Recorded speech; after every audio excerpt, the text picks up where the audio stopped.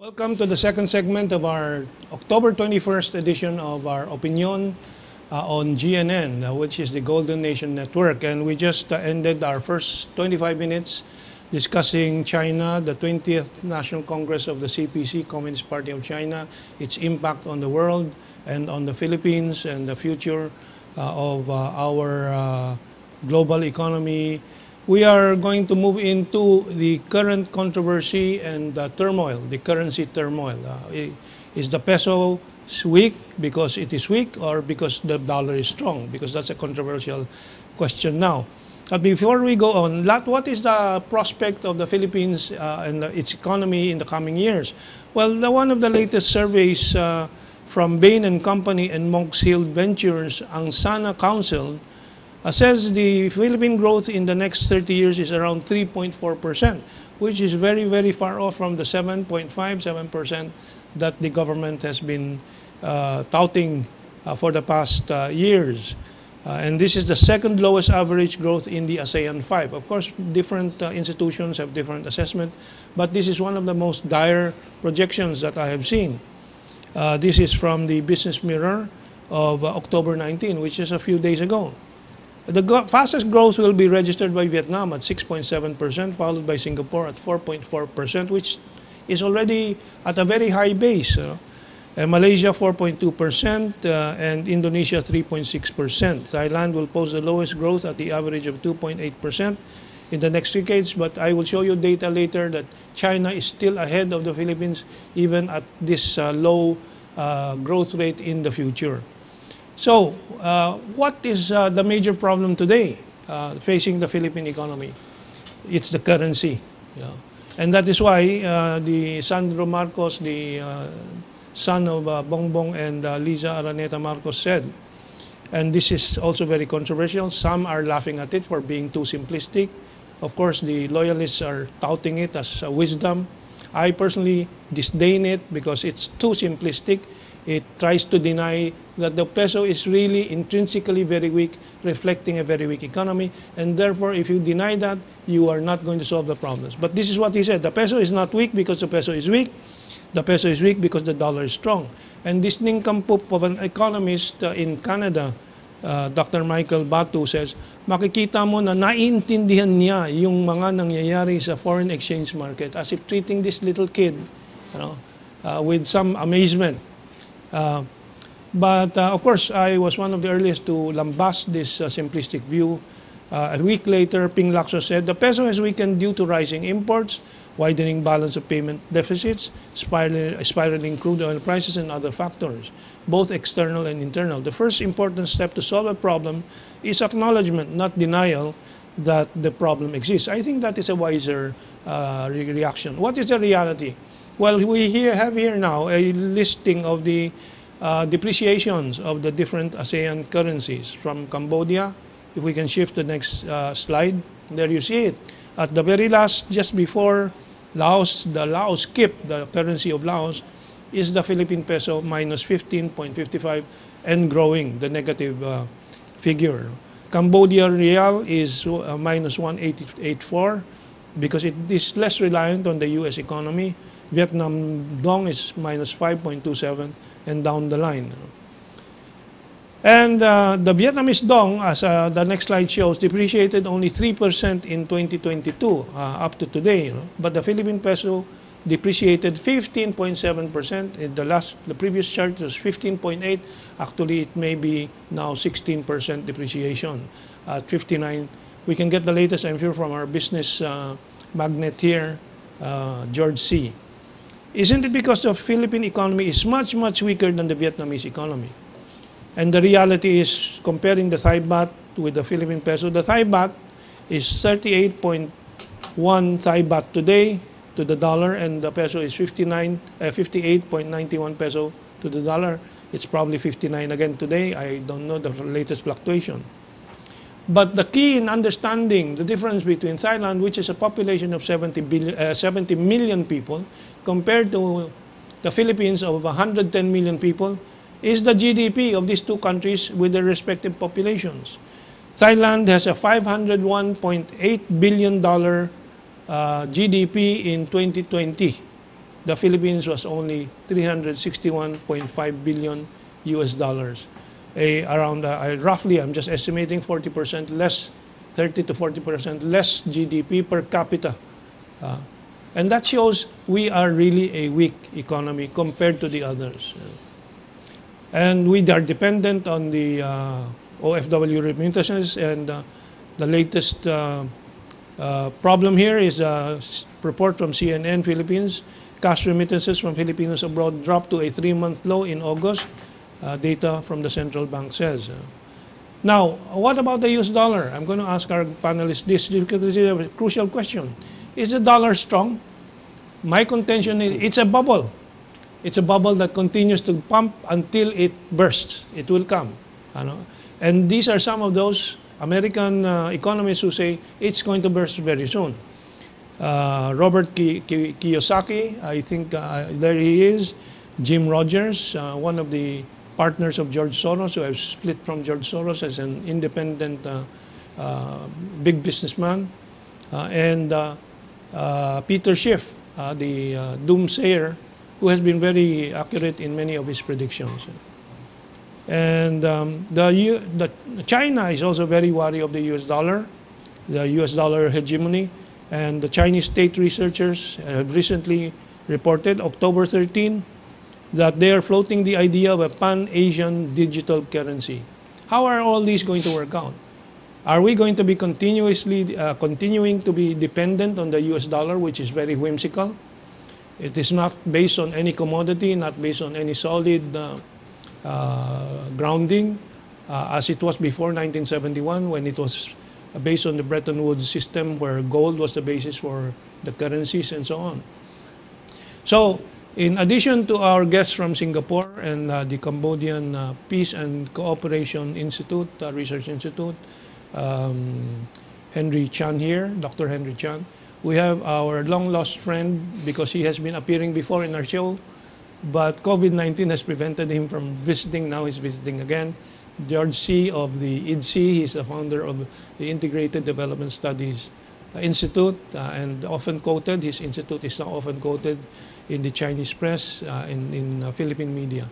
So we'll start off with George Siy on his assessment of the economy and the currency. George. In terms of the currency, to say that the U.S. strength has nothing to do with fundamentals is maybe looking at it from a very traditional viewpoint, where we're talking about the exchange of goods and services directly. But in the case of U.S. now, part of that hegemony and that power of the U.S. dollar currency is because it is so much a part of world trade and the reserves that it cannot be avoided that people will flow to this when there are periods of uncertainty. And if we're going to look at it, their capacity to sanction other people, their capacity to control the clearing system, their capacity to control the transaction trade is creating a hegemony beyond the production of goods and services, which is the normal... Beyond reality. Beyond... It's a virtual yes, strength. It's a virtual...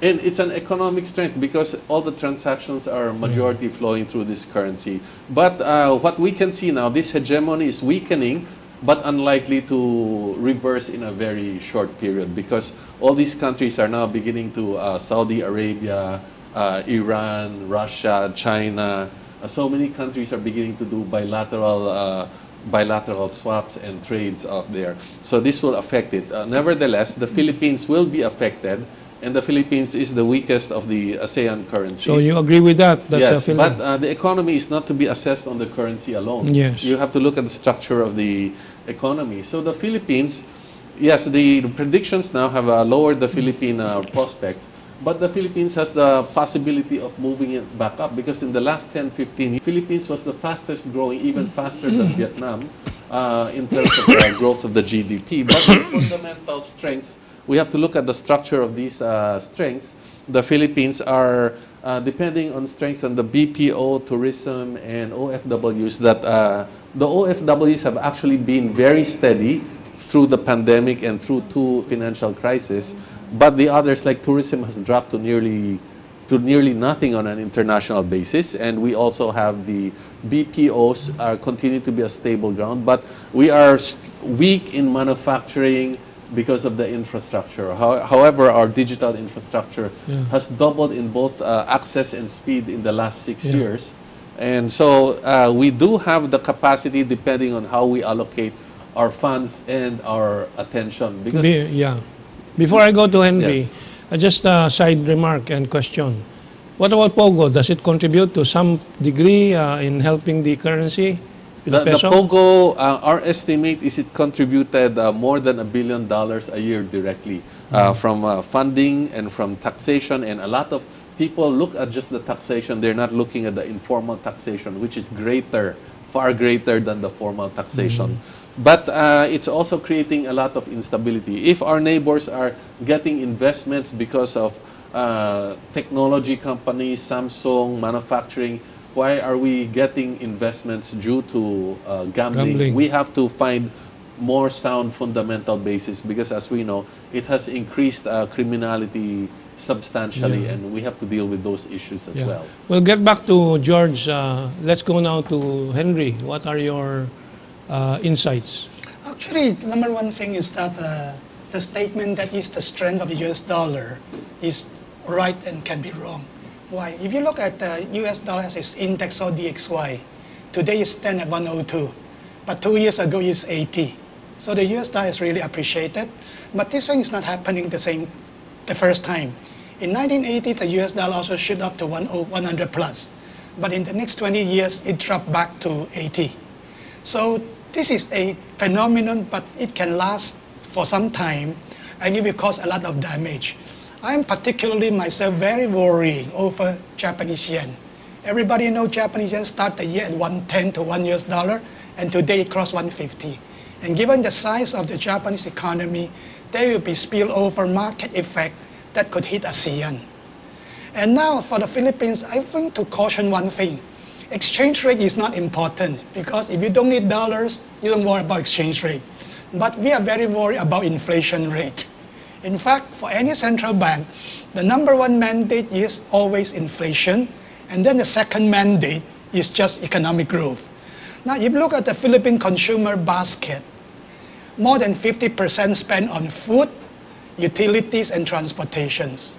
So you cannot underestimate the impact of this currency volatility in the Philippine economy, because food and energy are two things that Philippines is highly import dependent. We are the largest rice importer in ASEAN, and we are the least self-sufficient in agriculture in ASEAN. So I hope the government will take very serious precaution on this. It is not the exchange rate that matters. It is the inflation that matters. Every Filipino is hit, particularly the poor.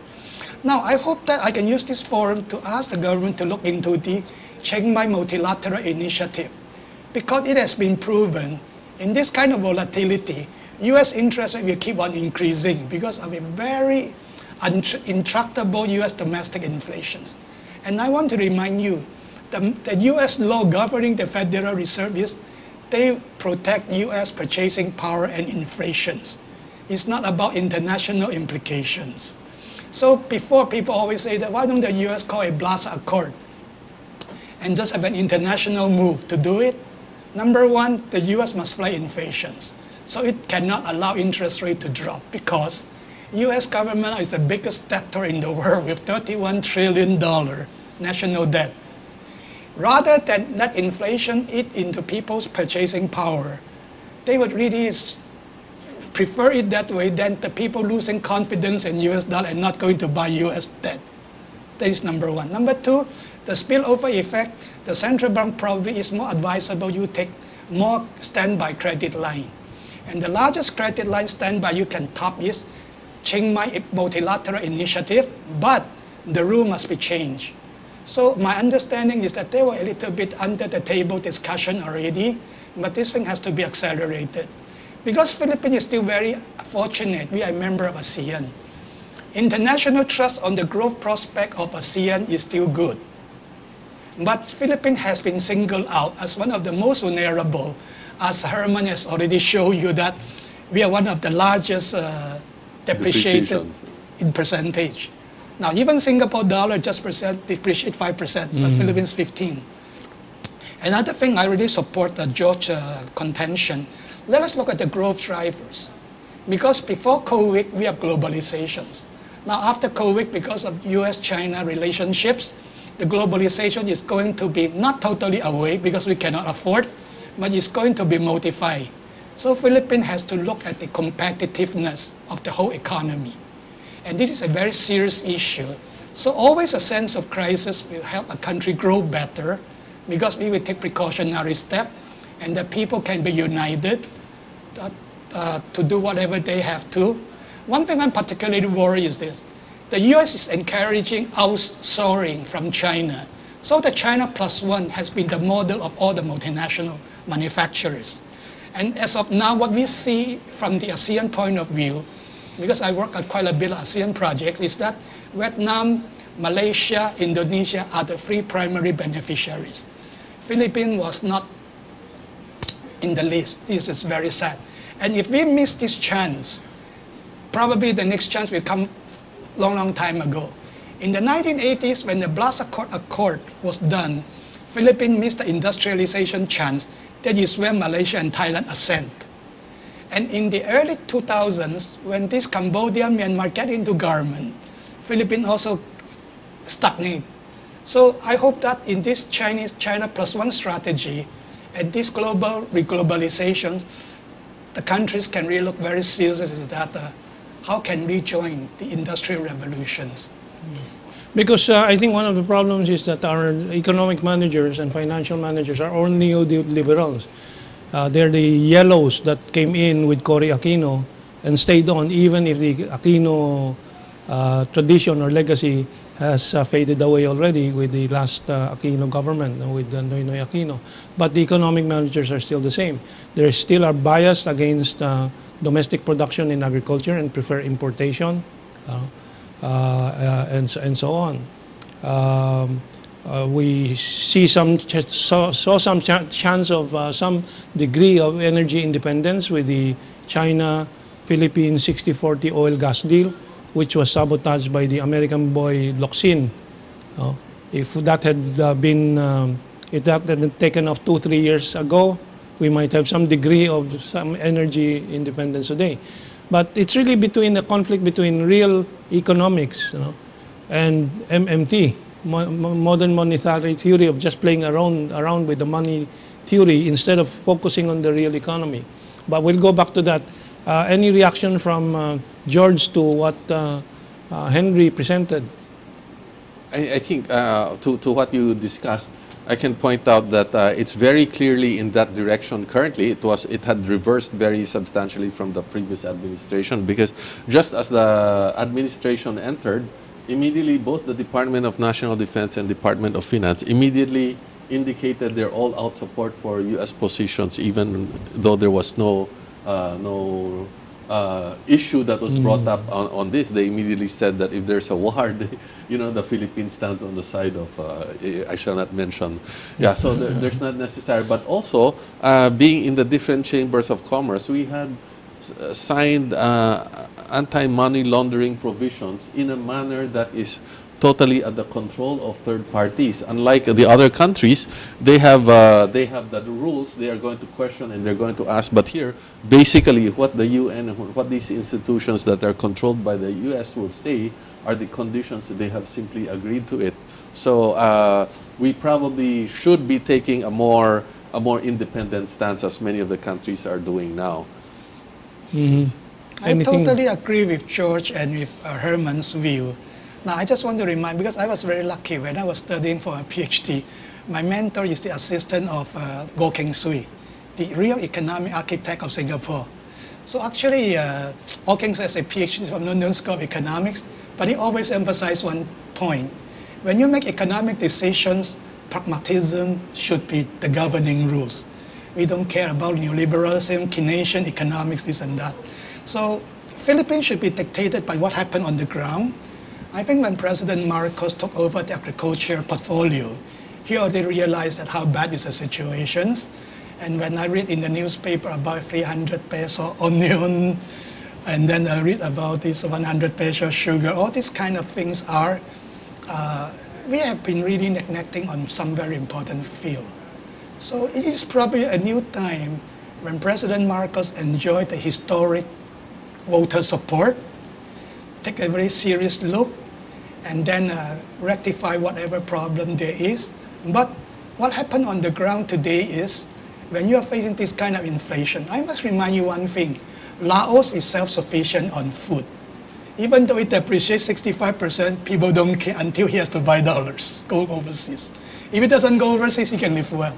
But in the Philippines, even though our depreciation, 15% is already translated into something, now people start questioning the inflation figures, which is going to hurt the confidence a lot. Okay. Now, Russia managed to reverse their currency prospects. So as you earlier explained, it started before the Ukraine war, 80 rubles to the US dollar. But as the Ukraine war was launched and sanctions were imposed on Russia, that reversed, and Russia now is at 54, 55, 60 rubles to the dollar, strengthening against the dollar. Some of the reasons attributed to the success of Russia in weathering these sanctions and this currency attack is capital controls, capital and currency controls. You know, aside from the fact that they focused before this war on domestic production of essential materials like food and wheat and so on, which they're ahead anyway of other countries. So this capital and currency controls was instituted in the Philippines during the time of President Garcia, Filipino First policy.